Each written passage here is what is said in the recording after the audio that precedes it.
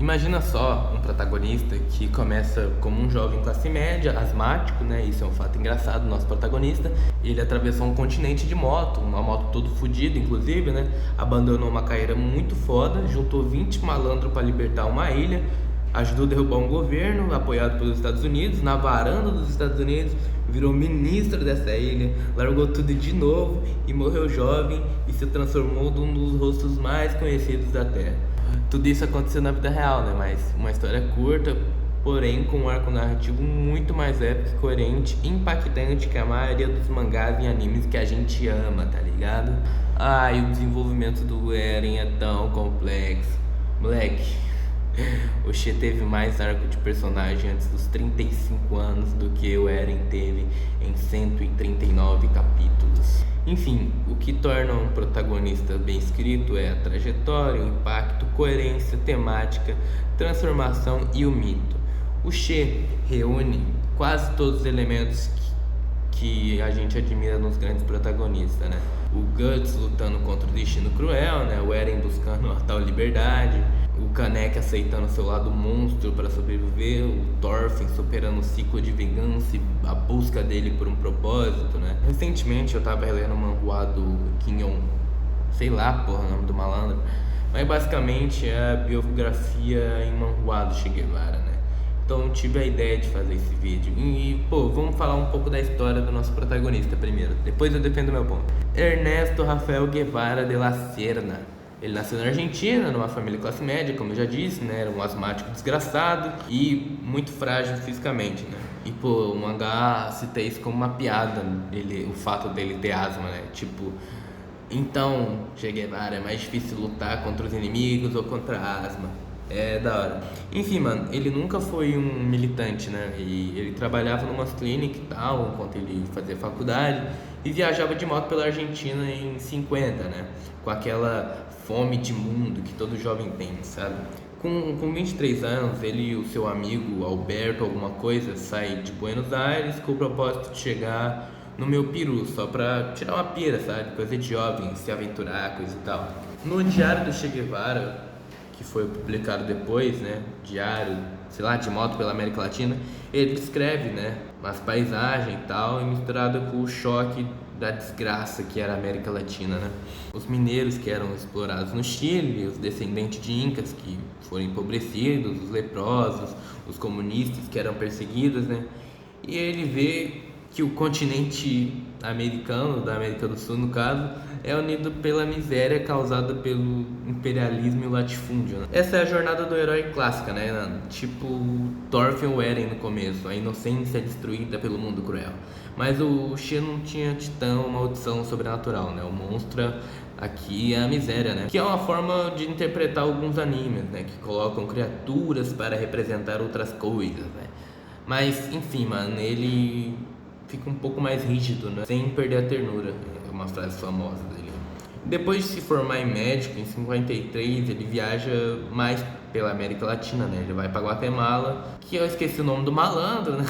Mas na Guatemala ele presenciou um golpe americano, né? Ele viu o bombardeio, tá ligado? Ele tava lá quando foi bombardeado a Guatemala.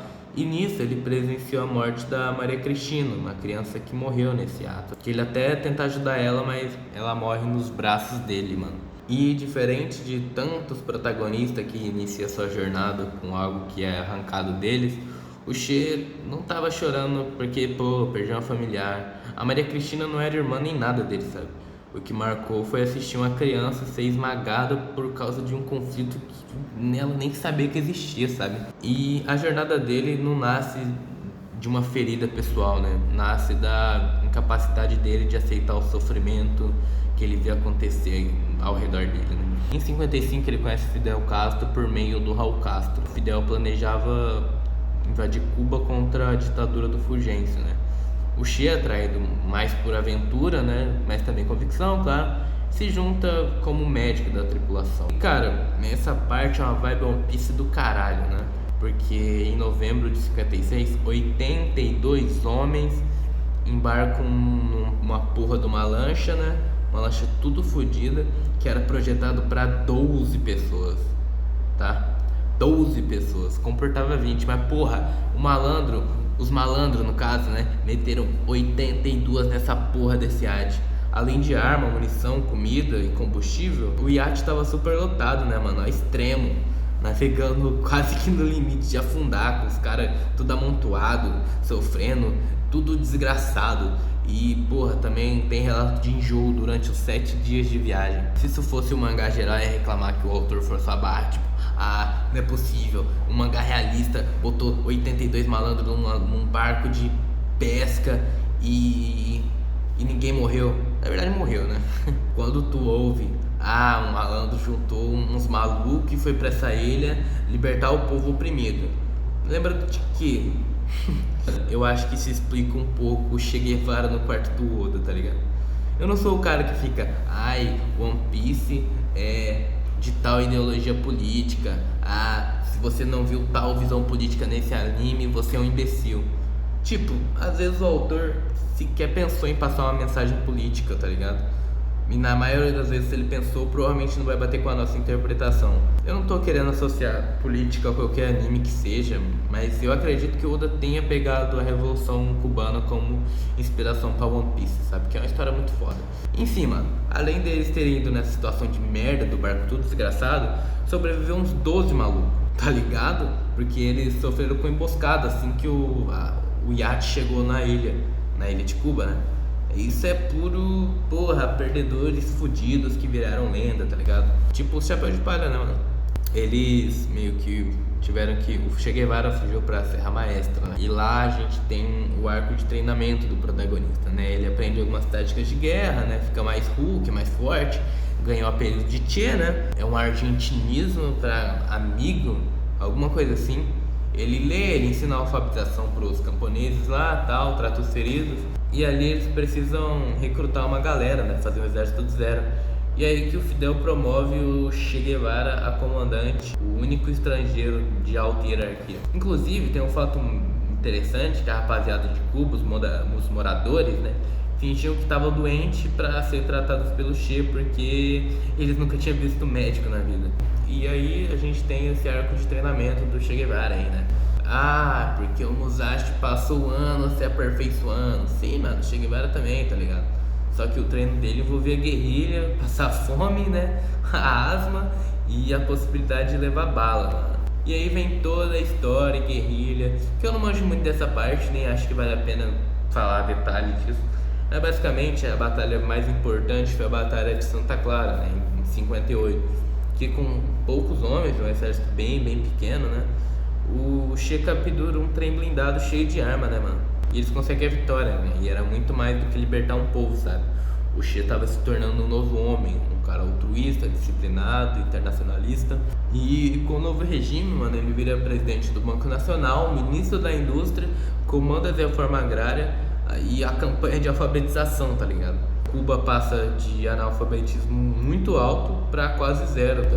O homem trabalha incansavelmente, dorme pouco, fuma charuto e lê um monte de maluquice, tipo Marte, tá ligado? E ele era um cara impiedoso quanto necessário, mas guiado por um grande sentimento de amor à humanidade. O cara simplesmente mudou a ilha de Cuba, sabe? Saúde, educação, e inspirou várias lutas globais aí, né? Mas é só isso, só por isso ele é um protagonista maior que o Thorfinn. Calma aí, calabreso. Tu acha que a história de um verdadeiro protagonista acaba com ele vendo que não vai conseguir manter o povo livre e se esconde pra viver em paz? Claro que não, mano. Mas, real, se fosse um mangá, pelo menos a maioria acabaria assim, né? O reino foi salvo, o vilão caiu, fim, acabou. Só que o Che tinha mais um arco inteiro pela frente. Ele fica bem puto com o Fidel, né? Que meio que ficou do lado soviético. Ele tinha visões econômicas distintas das soviéticas, né? E ele criticava a coexistência pacífica da União Soviética com o bloco capitalista. E pô, o Fidel tornou Cuba muito dependente deles, né? Então, depois do trabalho feito, ele larga tudo e vai pro Congo lutar mais uma vez. E é aqui que ele começa a ganhar de muito protagonista famoso, tá? Porque a maioria luta para conquistar algo, ele simplesmente conquistou e largou. A ideia no Congo era ajudar os rebeldes contra o neocolonialismo, né? Mas o Naruto e todos os outros 497 protagonistas de shonen são incríveis porque eles tomam porrada, eles fracassam e continuam em frente. Né? No Congo, mano, foi isso, ele se fudeu, fracasso total por causa de desorganização e tal, logística ruim, a malária, né? E ele luta na linha de frente, quase morreu e vai embora pianinho, né? Até porque a história de um protagonista não pode ser feita só de glória, né, mano? E depois ele vai pra Bolívia, né? Ele lidera uma guerrilha que infelizmente tem pouco apoio camponês, né? E rola a traição da CIA, ajuda dos bolivianos. E em 8 de maio ele é capturado, ferido e executado um dia depois por ordem de Washington, né? E as últimas palavras dele, né? Como um bom protagonista, foi: atire, covarde, você só vai matar um homem, você nunca matará as ideias. E puf, morreu. E aos 39 anos ele já era um mito global, né? Um símbolo de resistência, pôster em quarto da rapaziada, inspirações para milhões e milhões de pessoas por muitas e muitas gerações. Agora vamos pro ponto do vídeo, né? Porque que ele é o melhor que qualquer protagonista. Eu acho engraçado, muito engraçado, quando alguém tenta resumir a qualidade da escrita de um protagonista, a profundidade, né? Porque não é assim que funciona. Porque se fosse assim, Pum Pum era o GOAT. Não é o GOAT, né? O Luffy é muito mais legal. Mas como eu disse, e vou repetir, o que torna o protagonista bem escrito não é a profundidade, é a trajetória, impacto, o mito, transformação, coerência temática.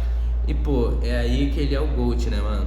O cara começa como um estudante fudido, asmático, atravessa um continente numa moto desgraçada, presencia um golpe de estado, entra numa revolução praticamente suicida, né?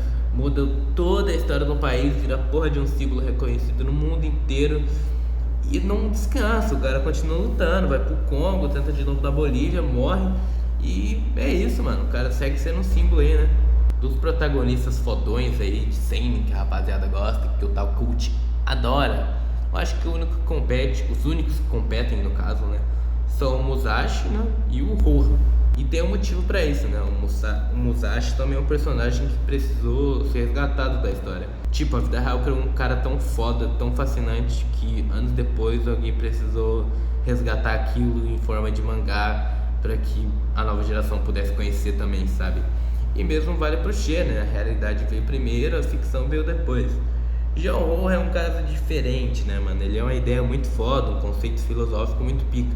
Mas é isso, né? O cara é um conceito, mano. O Shê e o Musashi foram conceitos que caminharam pelo mundo real, né? E essa é a principal diferença entre eles e o resto da lista. Porque, pô, o Guts é legal, o Thorfinn é muito da hora, o Kaneki é muito, muito pica. O Eren...